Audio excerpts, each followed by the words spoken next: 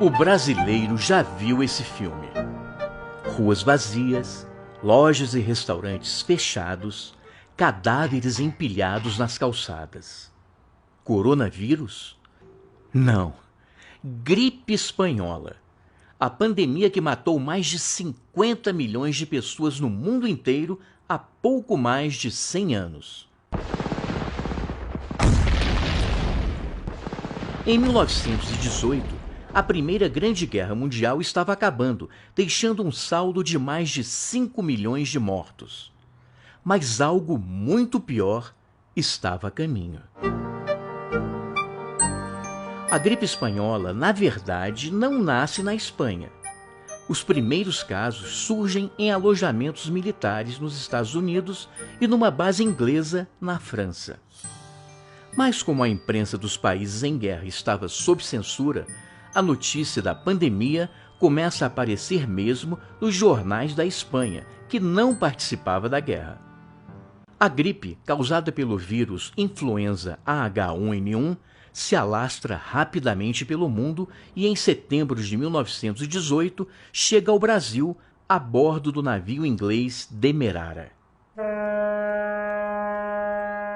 Mas é claro que existem teorias da conspiração que dizem o contrário.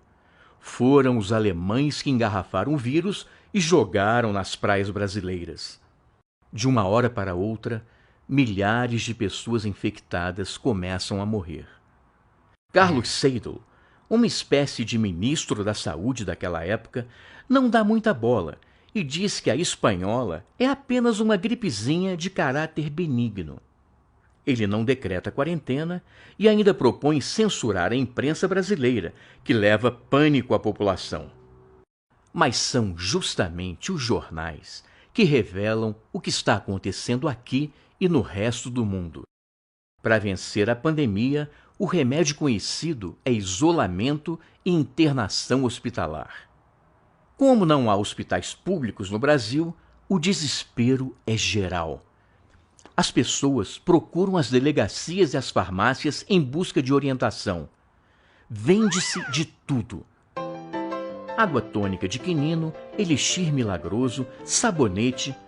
Quem não tem dinheiro, faz uma mistura de cachaça, mel e limão que passa a ser conhecida como caipirinha. Até automóvel é anunciado como forma de evitar a gripe, fugindo das aglomerações dos transportes públicos. Mas nada disso adianta.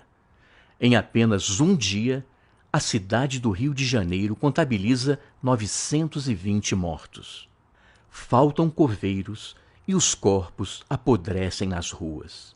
Por isso mesmo, a polícia tira à força pessoas de dentro de casa para ajudarem nos enterros, que eram feitos sem velório e muitas vezes em plena madrugada. Pressionado, o governo coloca o renomado cientista Carlos Chagas, que havia trabalhado com Oswaldo Cruz, no comando da saúde pública. Ele cria 5 hospitais improvisados e mais de 20 postos de atendimento. Distribui cartilhas e panfletos com recomendações de higiene e isolamento. Lave as mãos constantemente, se da gripe quer livrar-se. Arranje um jeito e disfarce, evite o aperto de mão. Mas, se vexado consente, lave as mãos frequentemente com bastante água e sabão. Aos poucos, as medidas começam a dar certo e tudo passa, inclusive a crise na educação, já que os estudantes que haviam perdido 2 meses de aulas passam de ano automaticamente. Rodrigues Alves, o recém-eleito presidente da República, é mais uma vítima da gripe, que mata cerca de 35 mil brasileiros. Só então, a saúde pública começa a ser levada a sério no Brasil, o que levaria à criação de um ministério em 1930.